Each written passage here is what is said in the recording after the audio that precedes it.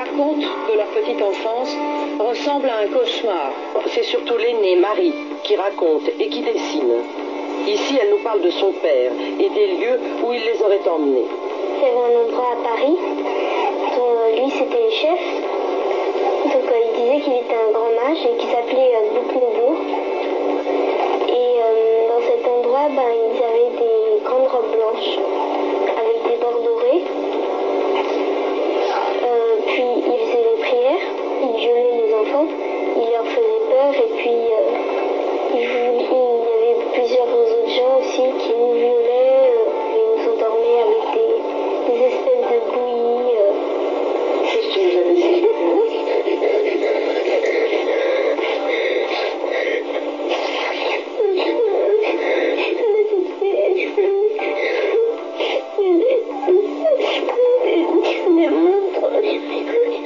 Quand tu voyais qu'il coupait la tête à un enfant, c'était la vérité, ça se passait devant toi ou ça aurait pu être un film? Oui, c'était pour de vrai.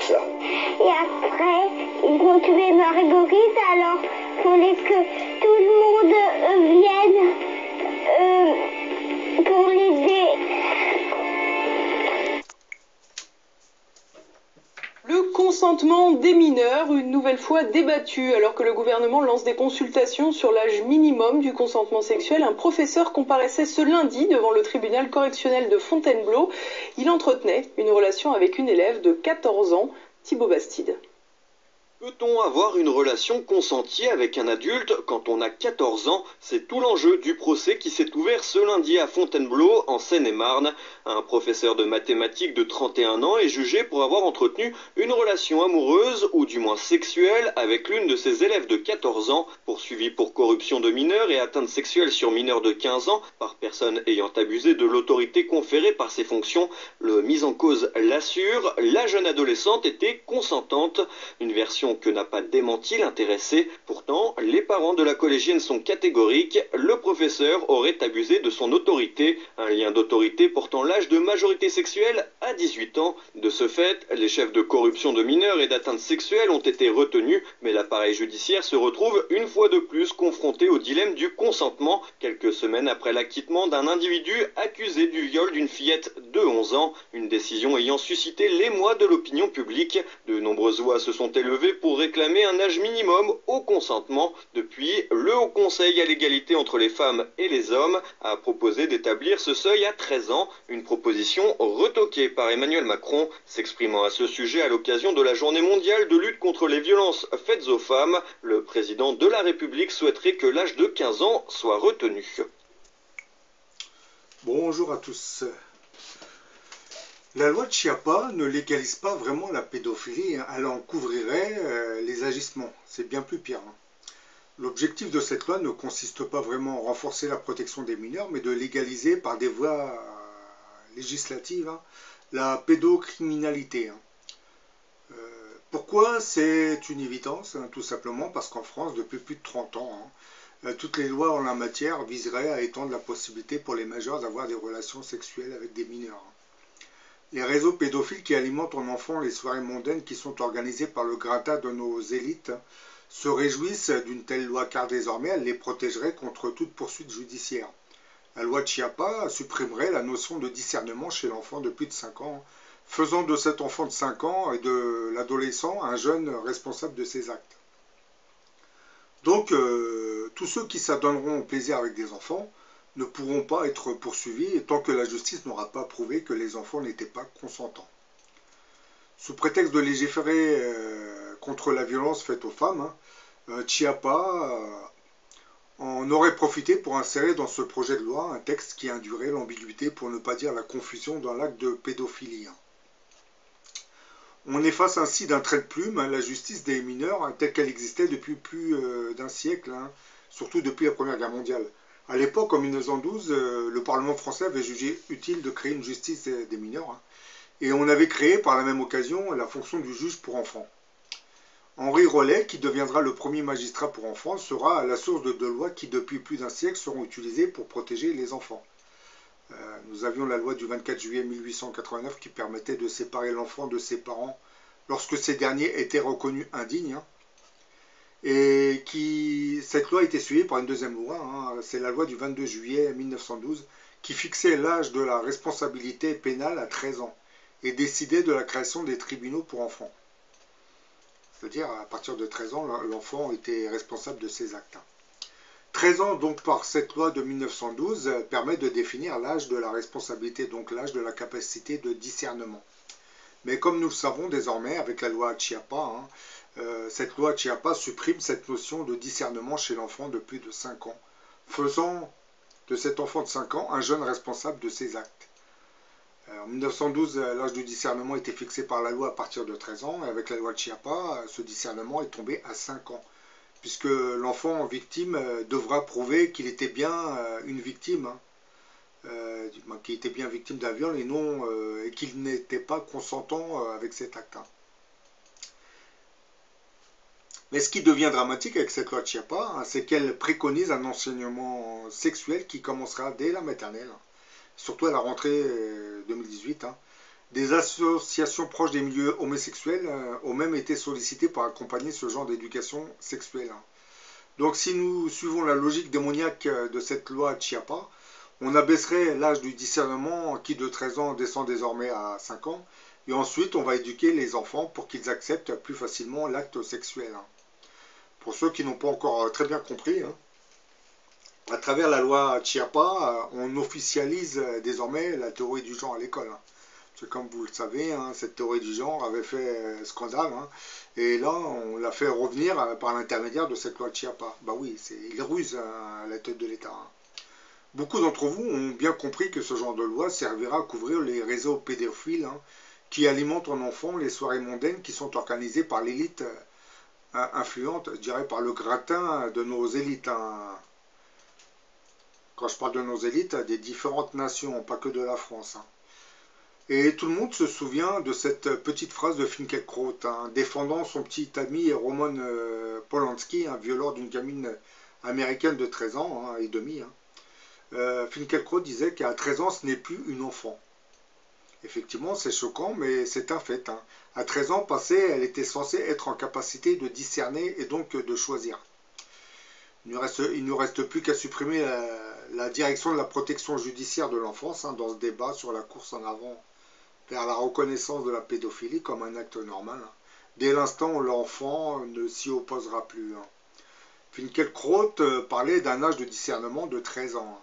Avec la loi de Chiapa, vous vous doutez bien que on est descendu à 5 ans, pour ne pas dire 4 ans. Pourquoi je ne suis même pas surpris de cette loi de Chiapa?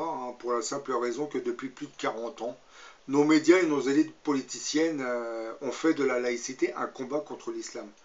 Donc les médias ont fini par induire dans l'esprit de l'opinion française que laïcité sous-entendait ou signifiait protection, défense contre l'islam.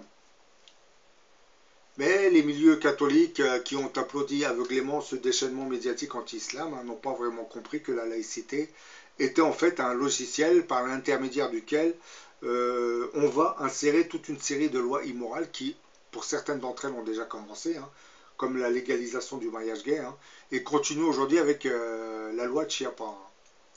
Loi Chiapa qui, bien entendu, est la concrétisation de la théorie du genre à l'école. Bon, certains vont me dire pourquoi, au début de ma vidéo, j'ai mis des scènes de sacrifice d'enfants, parce que tout est lié en réalité. Cette loi Chiapa va protéger des réseaux pédophiles, c'est un peu les milieux de la pédocriminalité qu'on va protéger. Et ces réseaux, en réalité, comme je ne cesse de le dire, alimentent en enfant le gratin de nos élites. Donc ce sont nos élites qui sont en train de se protéger par l'intermédiaire de cette loi de Chiapa. Et n'oublions pas de préciser une chose, que le père de cette chère Chiapa, Marlène Schiappa, est un libre penseur. Pour ceux qui ne savent pas ce que ça veut dire, c'est une personne agnostique qui ne croit pas en Dieu, pour qui la religion ne devrait même pas exister. Les libres penseurs en général alimentent les loges franc-maçonnes.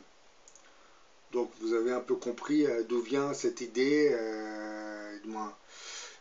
d'où est sortie l'idée de cette loi Chiapa. Oui, c'est la franc-maçonnerie, hein, vous l'aviez bien compris. Hein. Mais bon, quand on parle de la franc-maçonnerie, vous avez d'autres groupuscules plus ou moins sataniques qui agissent dans le secret pour sortir ce genre de loi, hein, puisque ce n'est pas la première et ça ne sera pas la dernière. Hein. N'oubliez pas une chose, nous sommes dans un système démocratique par l'intermédiaire duquel les forces du mal peuvent légaliser tout ce qui a trait à la perversion. Et comme je vous l'ai dit dans d'autres vidéos, la démocratie est un système ultralibéral qui serait probablement dénoncé dans le chapitre 17 de l'Apocalypse de Saint Jean, hein, et dans lequel on nous parle du jugement de cette grande prostituée avec qui les rois de la terre se sont enivrés du vin de sa prostitution. On nous dit que cette grande prostituée va corrompre les hommes avant la fin du monde. Le seul système qui légalise tout ce que je viens de vous dire, hein, la pornographie, l'avortement, les mariages gays, la théorie du genre, voilà, et tout ce que vous voulez, hein, tout ce qui a trait à la perversion. Hein. Je ne vais pas tout vous citer, hein. Vous avez les sex shops, les cabarets de stripteaseuses, vous avez, voilà, il n'y a qu'un seul système libéral qui légalise tout ça, c'est la démocratie. Et vous, comme beaucoup d'entre vous sont nés dans ce système, vous avez été formatés avec cette vision libérale de la société. Alors qu'en réalité, en grandissant, certains d'entre vous ont bien compris que la liberté n'existait pas dans nos sociétés. C'est une minorité oligarchique qui a pris le contrôle économique et politique de nos nations. Et cette minorité agit en secret pour garder le pouvoir économique et politique. Et pour que vous ne vous révoltiez pas contre ce système économique, on vous met des boucs émissaires. Le bouc émissaire, en France comme en Europe, vous l'avez compris, hein, c'est les migrants et le musulman, le djihadiste de Daesh, hein, aujourd'hui. Donc pour que vous ne vous révoltiez pas, on vous met ce bouc émissaire en pleine face. Comme là, vous avez vu qu'il y a quelques jours, une personne a tué, du moins on nous a dit au début, BFM TV nous a dit que c'était un acte terroriste. Par la suite, on a appris que c'était une personne qui avait des problèmes psychiques et qui a tué sa mère et sa sœur. Donc là, le parquet n'a pas voulu ouvrir une affaire terroriste. Donc on a jugé cette affaire comme relevant du droit commun. Mais bon, comme vous l'avez remarqué, les médias se sont empressés. De toute façon, c'est toujours comme ça. Parce que c'est fait divers. Hein, lorsqu'on nous annonce quelqu'un a sorti un couteau, il suffit que vous criez à l'Akbar. Et ça y est, hein, BFM TV arrive avec ses camions. Oui, c'est un peu, on induit cette peur, on essaye d'entretenir cette peur, comme je vous l'ai dit, hein, parce que notre réseau médiatique est contrôlé désormais par l'oligarchie.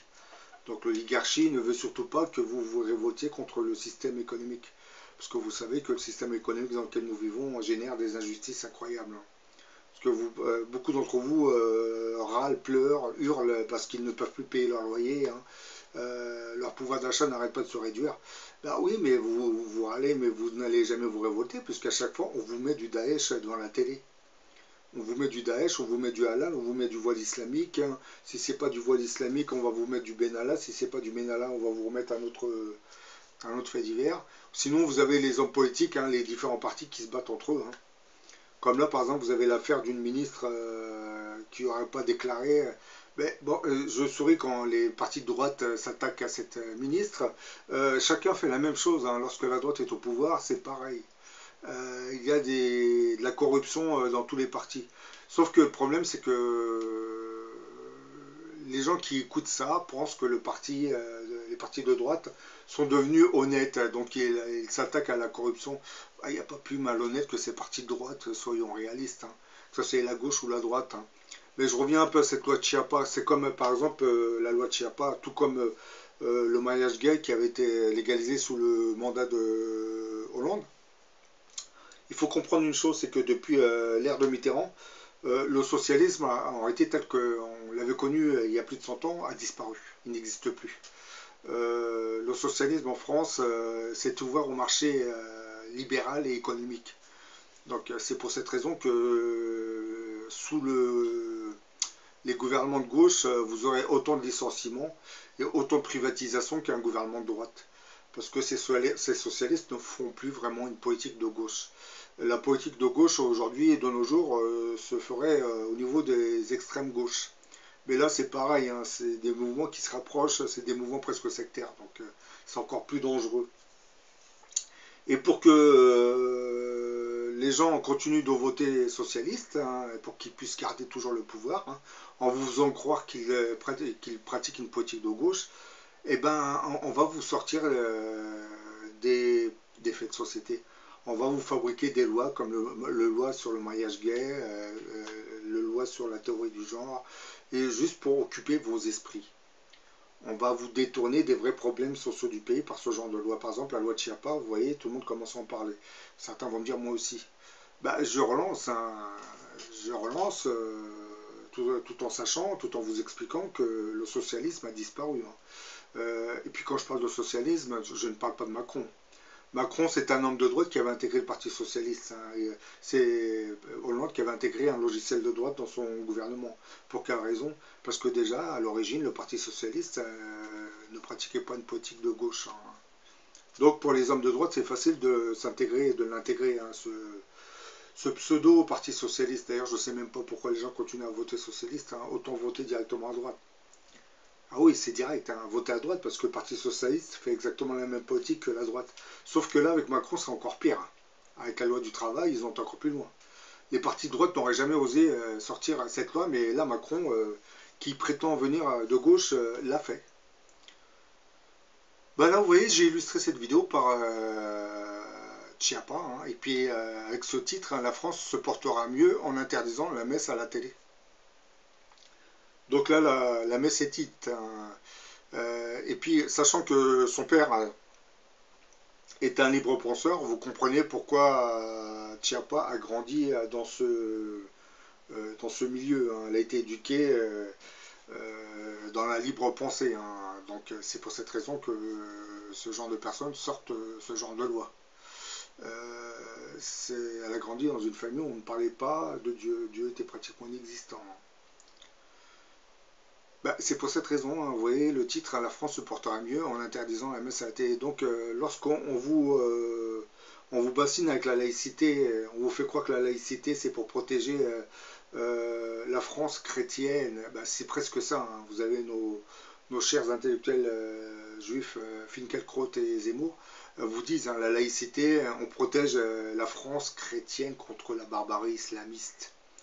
Oui, vous n'avez pas encore compris qu'à travers la laïcité, on protège pas la France chrétienne. C'est la France des lobbies de l'oligarchie et de l'athéisme qu'on protégerait. Sauf que comme on met l'islam en face, ça va permettre à ces oligarchies de vous obliger à fédérer autour de la laïcité. Parce que ceux qui se fédèrent autour de cette laïcité, ce sont des gens, pour beaucoup d'entre eux, sont nationalistes. Hein, que tout ce qui est migrants et musulmans, ils ne le supportent pas. Donc lorsque la laïcité s'attaque à cette minorité, à cette communauté musulmane, et ben, eux ils applaudissent, hein, c'est normal. Parce que la laïcité, c'est devenu un peu le fer de lance de l'extrême droite en France maintenant. Vous l'aviez compris.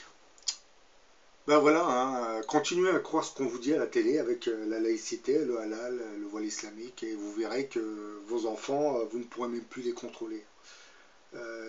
L'éducation nationale va les rendre presque homosexuels, vos enfants, si vous ne réagissez pas. Et je vous l'ai dit, hein, dans d'autres vidéos, faites attention, parce qu'à la rentrée, on risque de nous rebassiner avec le voile islamique et d'autres choses. C'est juste pour vous détourner de cette loi de Chiappa. Pensez bien à ce que je suis en train de vous dire. Je vous dis à la prochaine pour une autre vidéo.